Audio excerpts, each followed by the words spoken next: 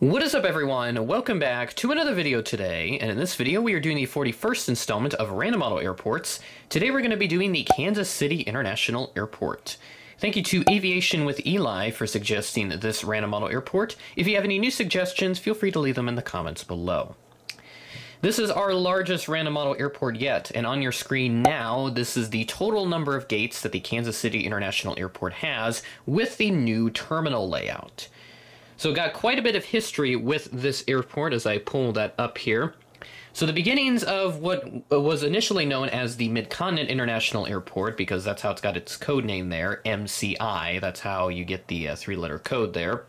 The beginnings stem from the Great Flood of 1951, which damaged both the Fairfax Field and the main Kansas City Municipal Airport, which is now the downtown airport.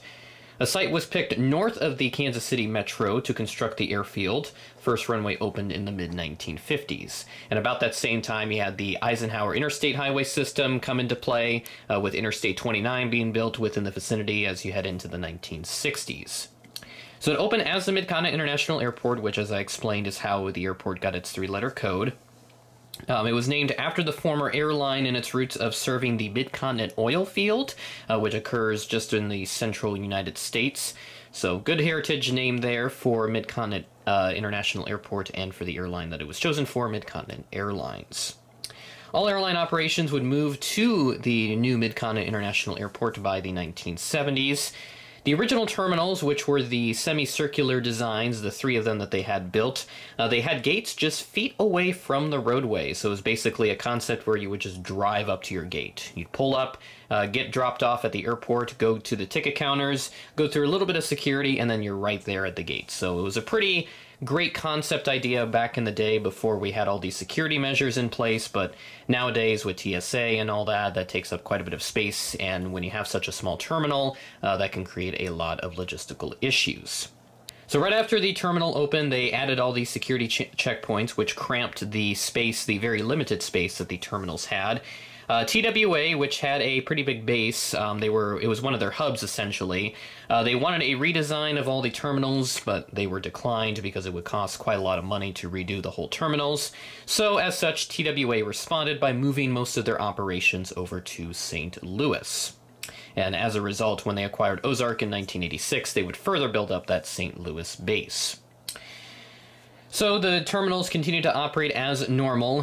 Terminal A was closed in 2014 for lack of capacity. They couldn't really fill up that terminal anymore. I think it was US Airways and a couple other carriers that used to operate out of there. Maybe AirTran as well, if I'm not mistaken, but I know at least US Airways was out of that terminal before they shut that down. It was demolished in 2019 to make way for the new terminal, which sits right on top of where Terminal A once sat.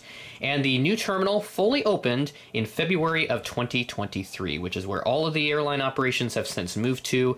I have not heard of any official plans to demolish B and C just yet, but I assume that will be coming up here in the next few years or so. But I'm sure there may be some plans to preserve those facilities, and they may convert them into some other mixed-use facility or something like that. But whatever they have planned, I don't entirely know.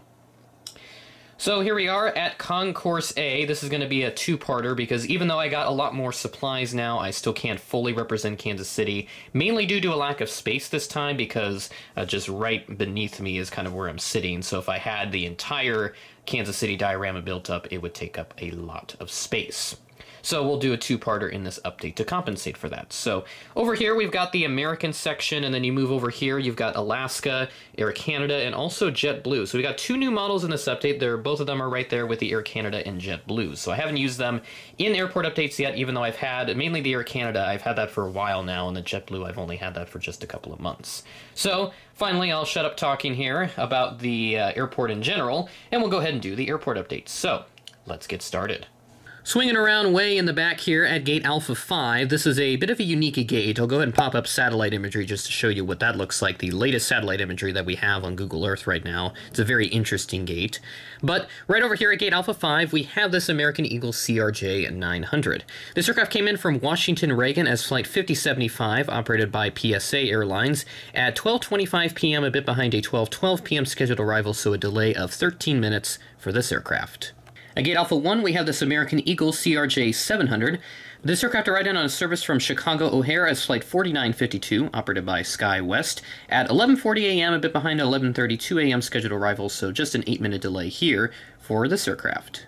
We have just the even-numbered gates up next. Right here at Gate Alpha 2, we have this American Airbus A320 with the CFM engines. This aircraft arrived in from Charlotte as Flight 1619 at 3:06 p.m., a bit behind a 2:44 p.m. scheduled arrival, so a delay of 22 minutes for this aircraft. Next up at Gate Alpha 4, we have this American Airbus A319 with the CFM engines and fence tips.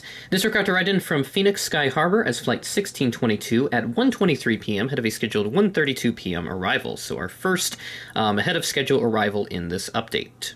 Next up at Gate Alpha 6, we have this American Boeing 737-800. This one here has the logo winglets, but the aircraft I'm representing does not, but that is slowly changing as we have more and more of these logo winglets coming into play. This aircraft arrived in from Chicago O'Hare as Flight 2414 at 10:44 p.m. ahead of a scheduled 10:57 p.m. arrival. And I should emphasize here that all the flights in this airport update, except for one or two, actually we have just one here, they are all from Wednesday, August 2nd. At Gate Alpha 10, we have this Alaska Embraer 175. This aircraft arrived in from Portland, Oregon as Flight 2035, operated by Horizon Air, at 2:02 p.m. ahead of a scheduled 2:14 p.m. arrival. Our first new model alert in quite a while here, we have this Air Canada Express CRJ 900. This aircraft arrived in from the Toronto Pearson International Airport as Flight 865, operated by Jazz Aviation, at 3:26 p.m., a bit behind a 3:22 p.m. scheduled arrival, so just a 4-minute delay for this aircraft. In our last aircraft at Concourse A, at Gate Alpha 14, we have this JetBlue Airbus A220-300. My first time using this model, and also another new model alert. This aircraft arrived in from Boston as Flight 2363 at 9:09 a.m., a bit behind an 8:51 a.m. scheduled arrival time, so a delay of 18 minutes for this aircraft. And that is all of Concourse A at the Kansas City International Airport. Now, I should emphasize here that based off the latest satellite imagery, gates A18 and A20, those I don't think are in use just yet. This may have changed because it is now August, but from the latest Google Earth satellite imagery, these two gates are not yet fully in use yet, as they're still working on finishing that apron over there, because Terminal B just kind of rests in this general area, so just off there to the side of where the new terminal rests. So now I gotta take the time to build Concourse B, which will be quite a bit full here with tons of other aircraft. So let's get into it. Ladies and gentlemen, welcome to the largest single concourse that I have ever done on the Random Model Airport series. A very spectacular looking concourse here, as we've got pretty much all the other carriers here. We've got United, we've got Delta, we have Southwest, Spirit, and we also got a little Premier aircraft. So I forgot to mention I have that one in there as well. That's another new model. So that will be awesome to use finally in the Random Model Airport updates. So I think our best course of action here, we're going to start off with the United section and then just kind of work in a counterclockwise rotation, so just like a NASCAR race. So let's go ahead and get started with this United aircraft right over here. At Gate Bravo 49, we have this United Boeing 737-700. This aircraft arrived in on a service from Newark as Flight 1686 at 11:34 p.m. ahead of a scheduled 11:59 p.m. arrival. At Gate Bravo 45, we have this United Express Embraer 175. This aircraft arrived in on a service from Washington Dulles as Flight 6126, operated by Mesa Airlines, at 8 p.m. ahead of a scheduled 8:05 p.m. arrival. At Gate Bravo 43, we have this United Boeing 737-900ER. This aircraft arrived in on a service from Denver as Flight 1144 at 12:44 p.m., a bit behind a 12:40 p.m. scheduled arrival, so just a 4-minute delay for this aircraft. Good to see this return in the airport updates, the Delta 757-200. Parked right here at Gate Bravo 41, this just came in from Atlanta as Flight 1362 at 9:22 p.m., ahead of a scheduled 9:35 p.m. arrival, an ex-Northwest airframe. At Gate Bravo 40, we have this Delta Airbus A321. This aircraft came in on a service from Atlanta as Flight 2911, delayed 5 minutes into Thursday, August 3rd at 12:04 a.m. from an 11:59 p.m. scheduled arrival on Wednesday. At Gate Bravo 42, we have this Delta Airbus A320. This aircraft arrived in on a service from Salt Lake City as Flight 1336 at 1:18 p.m. ahead of a scheduled 1:21 p.m. arrival. At Gate Bravo 44, we have this Delta Boeing 737-900ER. This aircraft arrived in on a service from Minneapolis as Flight 2947 at 2:15 p.m. ahead of a scheduled 2:18 p.m. arrival. Okay, Bravo 46, we have this Delta Connection CRJ 900. This aircraft arrived on a service from New York LaGuardia as Flight 5331, operated by Endeavour Air, at 9:47 p.m., ahead of a scheduled 10:09 p.m. arrival. Okay, Bravo 48, we have this Delta Boeing 717-200. This aircraft arrived on a service from Minneapolis as Flight 2716, at 11:09 p.m., a bit behind 11:07 p.m. scheduled arrival, so just a 2-minute delay for this aircraft. As we move into the Southwest section, I do want to mention a couple new services and some resuming services that we have here at the Kansas City International Airport. Miami will be resuming on March 9th of 2024, with Destin Fort Walton Beach also beginning on that same day. Then we have Montego Bay and San Jose del Cabo beginning on October 7th, so good to see those services going to Kansas City. Kansas City, here I come. At Gate Bravo 56, we have the Southwest 737-700. This is a substitution here. You're going to see two of these, actually, where I'm going to use some retired state liveries as extra Heart livery aircraft. So right here I have my Tennessee 1 example, which has since been repainted. This aircraft arrived in on a service from Phoenix Sky Harbor as Flight 2301 at 9:37 a.m., ahead of a scheduled 9:50 a.m. arrival. At Gate Bravo 60, we have the Southwest Boeing 737 MAX 8. This aircraft arrived in on a service from Baltimore as Flight 3314 at 11:24 a.m., ahead of a scheduled 11:25 a.m. arrival. At Gate Bravo 62, we have the Southwest Boeing 737-800 in the Heart livery. This aircraft arrived in on a service from Milwaukee as Flight 1218 at 2:05 p.m., ahead of a scheduled 2:15 p.m. arrival. At Gate Bravo 68, we have the Southwest Boeing 737-700 in the California 1 livery, so this is another Heart livery substitution, as California 1 was just recently repainted onto a 738 along with New Mexico 1. Good to see those state liveries coming back into circulation. This aircraft arrived in from St. Louis is Flight 3374 at 8:59 a.m., ahead of a scheduled 9:10 a.m. arrival.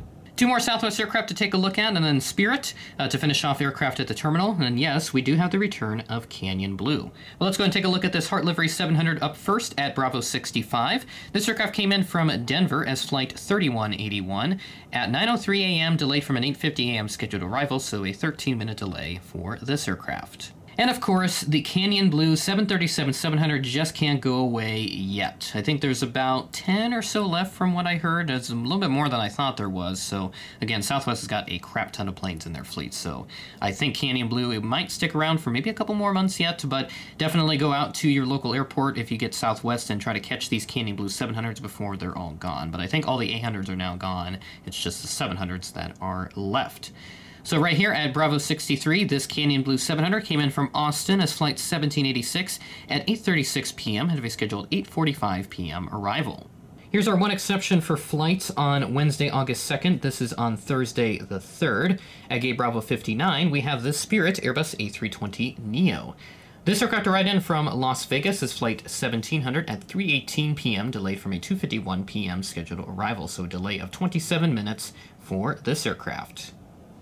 And our last aircraft for this airport update finally get to use a Prime Air Boeing 737-800 freighter. So again, a thank you to AS Aviation for this particular model. I got this off of him at the Airliners International 2023 convention in Dallas, Texas. I'll talk more about that here in just a few moments.